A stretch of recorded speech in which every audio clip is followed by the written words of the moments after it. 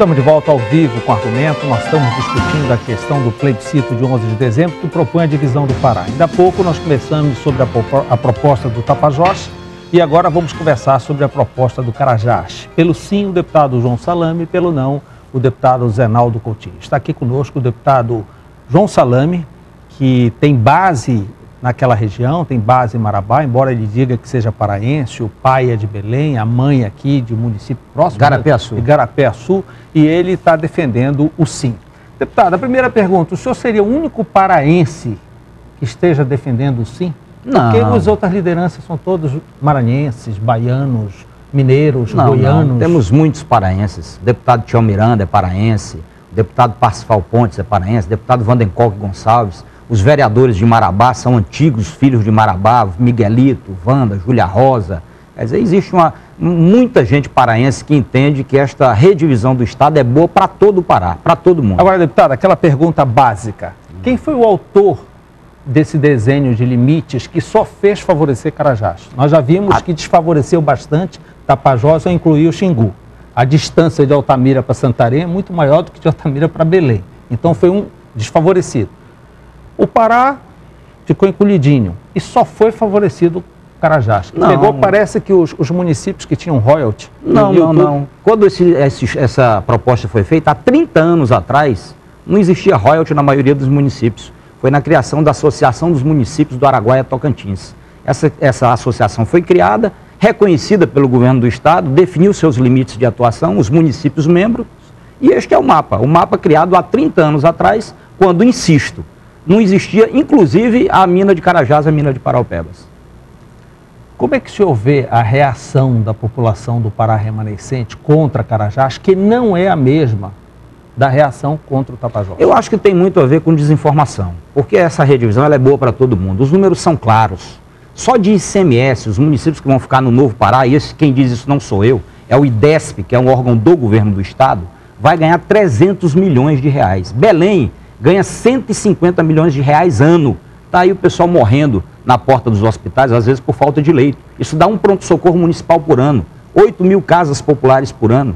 Tem bairros aqui de Belém, Tapanã, Bengui, Terra Firme, que não tem a devida assistência. Quer dizer, então esse recurso ele é fundamental para Belém. Volto a dizer, um estudo do IDESP, está aqui. Se quiser negar o estudo do próprio governo, eu vou lhe entregar nas suas mãos o estudo do IDESP que demonstra que Belém ganha, que o Pará, Novo Pará, ganha 300 milhões. De FPE, para você ter uma ideia, o Pará recebeu 2 bilhões e 300 milhões em 2010. Estados do Acre e do Amapá, cerca de 1 bilhão e 300, que é o mínimo na Amazônia. Se a gente redividir 3 estados, se a gente pegar a cota mínima, 1 bi e 300, se baixar um pouquinho mais para 1 bi e 200, vai dar 3.600. 1 bilhão e 200, 1 bilhão e 300 a mais do que o Pará recebe hoje. E vamos supor que o Pará perca 1 bilhão do seu FPE, que é o que estão dizendo que o Pará vai perder. Vamos dizer que perca 1 bilhão no seu FPE, que não vai perder. As projeções não indicam isso. Mas que perca 1 bilhão. Sim, só o gasto público que o Pará fez com o Tapajós e com o oeste do Pará em 2010, dados do governo, do balanço anual do governo, foi de 1 bilhão e meio de reais. Só nesta conta, o Pará já ganha 500 milhões. E mais 300 milhões de ICMS. Dá 800 milhões. Sabe qual é a capacidade de investimento do Pará atual? No máximo 300 milhões de reais por ano. Este ano, talvez não chegue a 200 milhões. Só investe mais quando toma dinheiro emprestado. Ou seja, com esta redivisão, só de FPE e de ICMS, sem falar outras situações, o Pará ganha mais do que o dobro, talvez o triplo da sua capacidade atual de investimento. Quem é doido de rasgar dinheiro, então? Quer dizer, o que nós estamos tratando, e em contrapartida, o Tapajós vai ter no mínimo 1 bilhão e 200, 1 bilhão e 300 de FPE, o Carajás de tal sorte. Por isso que quem é mais contra esta redivisão é a imprensa do sul do Brasil, a Folha de São Paulo, o Estado de São Paulo, o Globo, porque vamos tirar dinheiro constitucional da União para poder melhorar os investimentos aqui na Amazônia. Isso o senhor não acha que vai refletir na decisão do Congresso? Ou o Congresso terá que se submeter a uma decisão do voto popular? Eu acho que o voto popular vai exercer uma pressão muito forte sobre o Congresso, mas não tenho a menor dúvida que a bancada do sul do Brasil é contra, porque eles já estão vendo o que significou esse aumento da representatividade do Nordeste, por exemplo, no Senado Federal. Eles têm a maioria de estados, têm a maioria de senadores, controlam a presidência do Senado, é sempre um nordestino o presidente do Senado, e o Nordeste, que 30 anos atrás, tudo que era ruim, a gente citava o Nordeste, principalmente o Ceará, Hoje em dia é uma das regiões que mais cresce. Pavimento estrada aqui com 4, 5 quilômetros de espessura de asfalto, lá é concreto de 10 centímetros. Quer dizer, porque eles usam o poder que eles têm no Senado para levar dinheiro para o Nordeste. Se a gente fizer essa redivisão, o Norte passará a ter o mesmo número de senadores que o Nordeste, 27 senadores. Vamos disputar também o poder do Senado para poder brigar pelo dinheiro da União, porque o grosso do dinheiro para investir está na União, não está nos municípios, não está no Estado. Você vê, um Estado como o Pará ter 300 milhões de capacidade de ano de investimento, só para fazer a hidrovia do Araguaia-Tocantins, o derrocamento é 600 milhões. Para recuperar a PA 150, minimamente, é 100 milhões daqui até Marabá. Então, a capacidade de investimento pífia. Quer dizer, e esta reengenharia que nós estamos propondo, ela visa atrair dinheiro. Veja só, o Pará ganha este dinheiro todo que eu estou falando com a redivisão, é quem mais ganha. Nós do Carajá vamos ganhar e o Tapajós também vai ganhar. Mas o Pará é quem mais ganha, porque vai ficar com área muito menor para ser administrada, com o serviço público já estruturado, com a malha viária já está. Mas vai ter muito mais dinheiro para trabalhar numa área maior. Quer dizer, não vai ter que... Pra você ter uma ideia, hoje nós temos um policial para cada 217 habitantes em Belém. E a violência é enorme. Sabe qual é a relação no sul do Pará? 1 para cada 780. Por isso que tem crime de pistolagem todo dia. Vamos dizer que o governo, com boa vontade, queira igualar. Não tem como, porque não tem como contratar muita gente, porque o Estado já gasta no limite da lei de responsabilidade fiscal. Mesmo que haja boa vontade para poder contratar.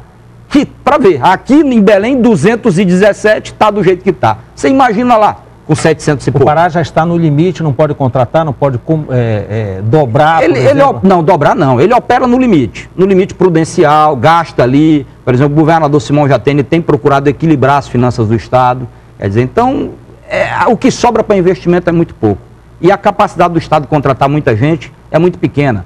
Você vê, por exemplo, lá em Nova Ipixuna, nós temos um hospital do Estado que está sendo repassado lá para o município, e a grande dificuldade do Estado é de bancar o pagamento do pessoal por causa dos gastos que, se continuarem no ritmo que o Pará necessita, você extrapola o gasto que determina a lei de responsabilidade fiscal. Deputado, a União, da forma como está e com todas as facilidades que estão chegando, por exemplo, a questão logística com a hidrovia e tudo, não é um momento de que fica mais forte e se torna ainda melhor a União toda, geral, agora no Estado, que está se resolvendo os problemas básicos?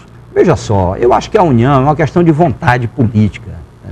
É o que você disse na entrevista anterior, entre ter 3 senadores e 9 senadores lutando pela mesma região, só de emendas parlamentares, para você ter uma ideia, hoje um parlamentar federal tem direito a 13 milhões de reais de emenda por ano.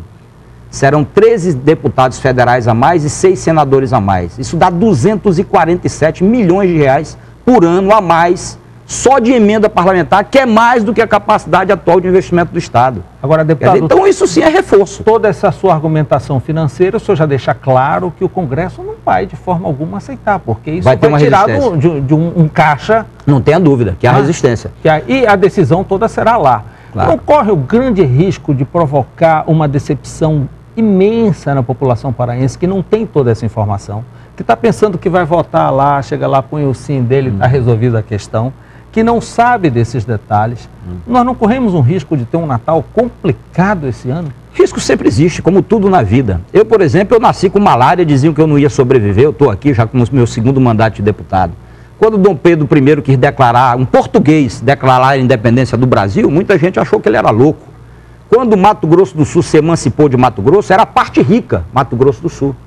No Tocantins foi a parte pobre que se emancipou. Ganhou Tocantins e ganhou Goiás. Goiás era o 14º PIB do Brasil, hoje é o 9º. Nos 2 casos houve consenso. Sequer precisou de plebiscito. Não havia consenso. Foram decisões governamentais. Não houve sequer plebiscito. No caso do Mato Grosso foi uma decisão da ditadura, do governo Figueiredo. Não houve plebiscito realmente, foi uma decisão ditatorial. E o Mato Grosso do Norte não queria, porque o Mato Grosso do Sul, que queria se emancipar, era a parte rica.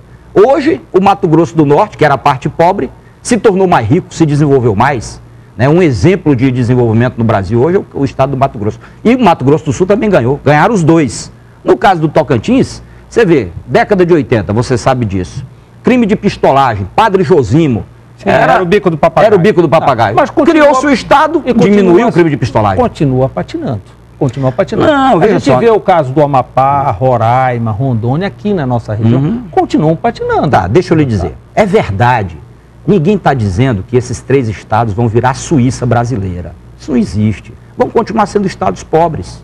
Como o Tocantins é um estado pobre, mas é muito melhor do que era antes. Não tinha um universitário sequer no Tocantins, hoje são 20 mil universitários. Não tinha água encanada, hoje tem água encanada em 96% das residências. Não tinha 200 quilômetros de estrada pavimentada, hoje tem 6 mil quilômetros de estrada pavimentada. Vai lá em Tocantins ver se alguém quer voltar a ser Goiás. E vai em Goiás e pergunta se quer reincorporar o Tocantins. Ninguém quer, porque foi melhor para todo mundo. O Amapá não é pobre, o Amapá é paupérrimo. Vá lá, pergunta se eles querem voltar a separar. Pega os municípios de Curralinho, de Chaves, ali na Ilha do Marajó, que são municípios paraenses. Quando o povo de lá tem um problema de saúde, pergunta onde é que eles vão se tratar. Mais próximo vão se tratar em Macapá. Sim, é muito tá certo? mais próximo. Então melhorou lá também. Não é uma maravilha, continua paupérrimo, continua com problema, mas é muito melhor do que o que era. Mas a questão de distância, o deputado Faustino lembrou um detalhe interessante. Nós temos o Marajó colado aqui em Belém, com índice de DH lá embaixo, com dificuldades incríveis. A gente vê todo dia na grande mídia. Verdade. E agora o senhor deu um outro exemplo, que Curralinho e Chaves pulam para Macapá porque não vêm para cá. Então essa questão, essa argumentação de distância é meio furada, né? Não, de jeito nenhum, muito pelo contrário. Eu acabei de te dar o exemplo de Curralinho e de Chaves, que se servem de Macapá porque fica mais próximo. Agora o problema é financeiro. A FOA, por exemplo, eu vou deixar este estudo do ICMS para você. A FOA vai ter um acréscimo de receita de R$1 milhão por ano. Isso é uma revolução em Afuá, que brigam por emendas de 100 mil, de 200 mil, de 300 mil. Quer dizer, se você pegar Bagre, tem um acréscimo de R$900 mil por ano, para poder resolver problemas. E esse problema de fronteira, eu não acho que o problema é de tamanho. Porque, por exemplo, o povo não come fronteira, Mauro. Você sai daqui de Belém, passou no shopping Castanheira, já é Ananindeua. Qual é a diferença se essa fronteira invisível entre Belém e Ananindeua fosse no campo da Tuna Luso? O que é que muda para o cidadão? Nada. O que nós estamos tratando é onde é que o braço do poder público chega para resolver os problemas e se tem dinheiro para resolver. Esse é o debate da redivisão. Deputado Salame, teremos outras oportunidades de conversa. A posição que a legislação eleitoral determina é que a gente tenha que ouvir todas as opções, o sim e não de cada um, o que faz com que fica meio corrido, o tempo fica curto, mas nós teremos várias outras oportunidades. Muito obrigado pela sua participação numérica, né? Tomara que os nossos deputados federais, senadores, o Congresso, de modo geral, não nos ouçam, porque senão eles vão ficar preocupadíssimos. Eles sabem deste número. Agora nós temos que usar a força da pressão popular para poder convencer o Congresso que é melhor para o Brasil, que o Estado exista nesta região que hoje é dominada pelo banditismo, dominada pela violência. Deputado, muito obrigado. Logo depois...